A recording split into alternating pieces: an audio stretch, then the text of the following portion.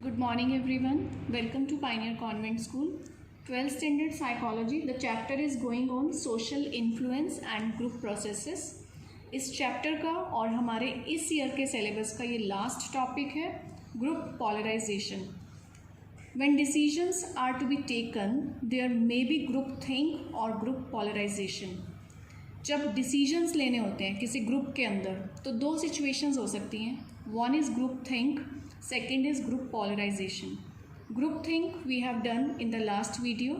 Group think में आपको बताया था कि जहाँ पे किसी एक पर्सन ने जो डिसीजन ले लिया सब लोग उसके साथ ही येस में येस करते हैं. कोई क्रिटिकल थिंकिंग नहीं करते हैं, किसी से फीडबैक नहीं लेते हैं, कोई बैकअप प्लान नहीं सोचते हैं, सिर्फ एक ही डायरेक्शन में सबके उसके पीछे ही चलते रहते हैं. तो वो जो सिचुएशन होती है वो होती है ग्रुप थिंक. एक सेकंड पोजीशन है, सेकंड सिचुएशन है ग्रुप पॉलराइजेशन. तो ग्रुप पॉलराइजेशन कब होता है, कैसे होता है? It occurs due to interaction and discussion of people.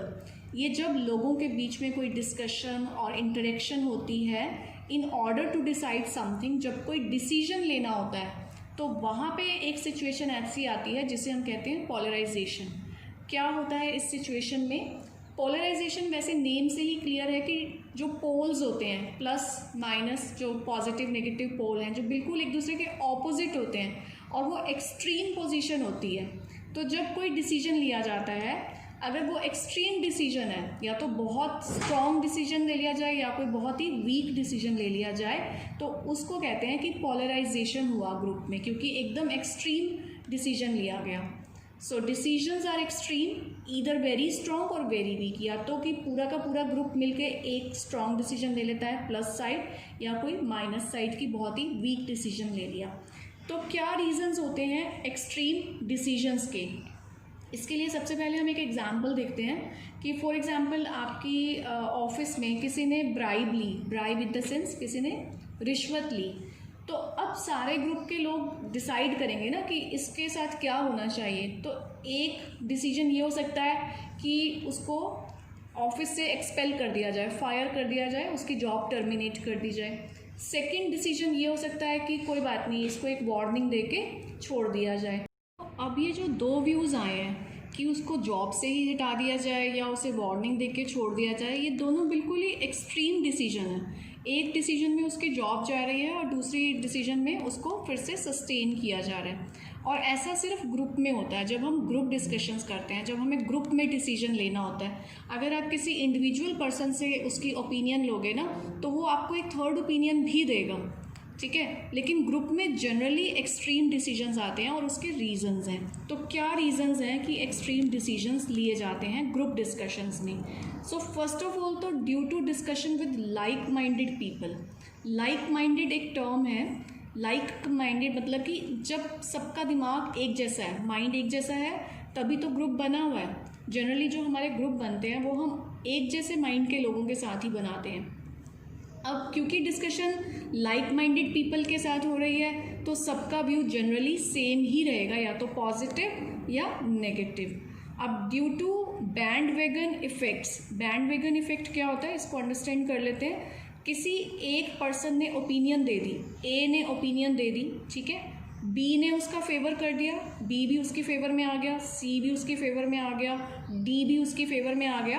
तो फिर जो इफेक्ट आएगा ना ई पे, एफ पे, जी पे, वो कहेंगे कि सब लोग इसको फेवर कर रहे हैं तो हमें भी इसी को फेवर कर देना चाहिए, हमें इनसे अलग नहीं जाना चाहिए. जब एक को देखकर हमारे डिसीजन उनके ऊपर डिपेंड हो जाए और चेंज हो जाए, उसको कहते हैं बैंड वैगन इफेक्ट्स.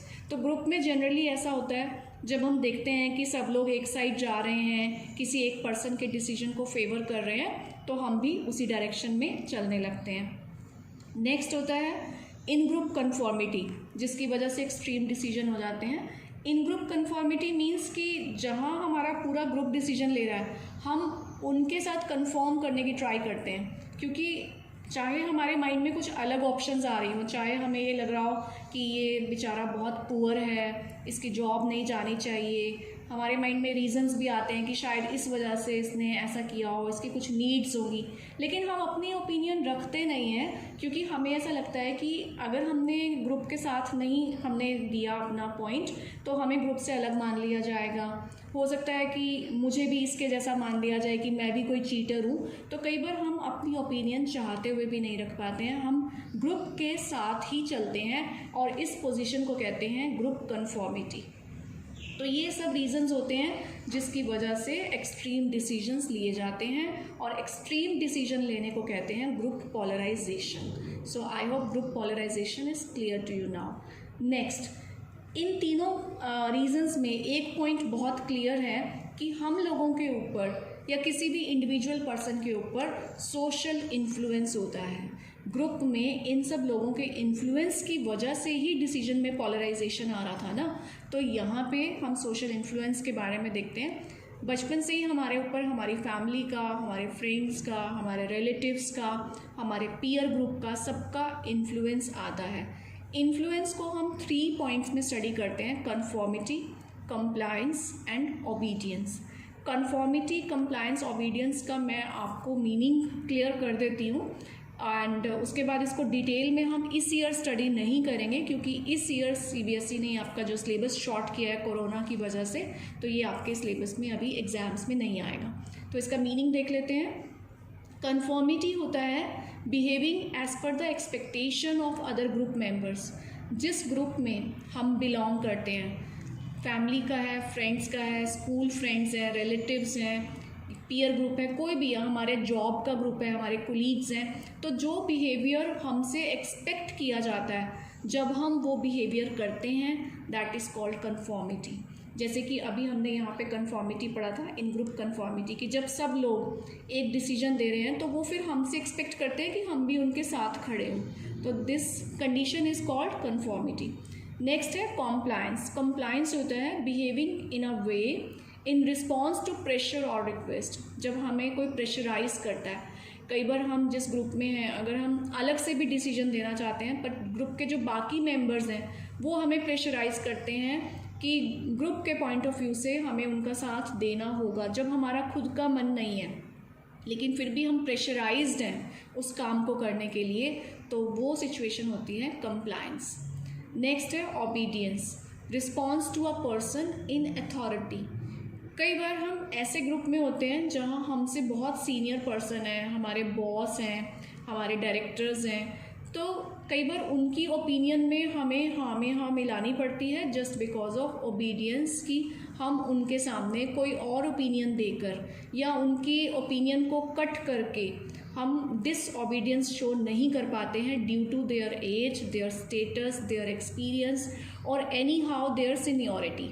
तो सीनियरिटी की वजह से, रिस्पेक्ट की वजह से भी कई बार हमें उनका हमारे ऊपर इन्फ्लुएंस होता है। तो ये 3 टाइप के सोशल इन्फ्लुएंस होते हैं: कंफॉर्मिटी, कंप्लायंस एंड ओबीडियंस। और group polarization we have done. So इसी के साथ हमारा सिलेबस 12th स्टैंडर्ड का फिनिश होता है and see you in the next video with the important questions of every chapter.